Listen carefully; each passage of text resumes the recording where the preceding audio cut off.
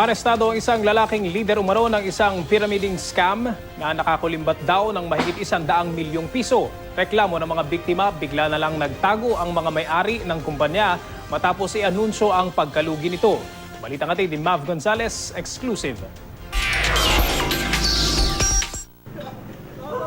Napasugod sa headquarters ng Northern Police District ang mga biktima ng isang pyramid scam matapos maaresto ang lider ng kumpanyang kumulimbat umano ng kanilang pera. Ang kumpanyang Direct Marketing Group International o DMGI na pinamumunuan ni Norbert Doria, umabot na raw sa 120 million pesos ang nakuha sa pamamagitan ng Ponzi scheme. Kinasa namin yung trap kanina dahil di umano itong taong na ating nahuli, yung suspect, ay patuloy pa rin sa paghingi ng pera. Kwento ng isa sa mga biktima, nalaman niya ang tungkol sa DMGI sa Facebook. Marami namang nag-invite sa akin sa mga networking businesses pero never ako nag-join. Dito nag-join ako because of the character ng person. After your 10 cycles, mga 3.5 months, meron kang yung 1,000 mo magiging 2,000 pesos. Tapos may libre ka pang 30 kilos ng bigas.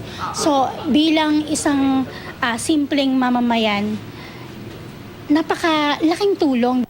Noong una, regular daw nilang nakukuha ang payout at bigas. Naengganyo pa siyang maging leader sa lugar niya sa Baguio, basta't maglabas siya ng karagdagang 127,000 pesos.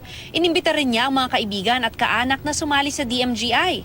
Pero noong November 29, inanunsyo raw ng pamunuan ng DMGI na bankrupt na ang kumpanya. At mula nang magtago ang mga may-aring ng DMGI, hinahabol na raw ng ibang investors ang mga leader sa kani-kanilang lugar. Isa sa kanila si Bernadette. Tinatanong namin yung presidente, saan yung dinala yung pera, ibalik yun lang, kahit wag na yun sa amin, yung sa tao na lang.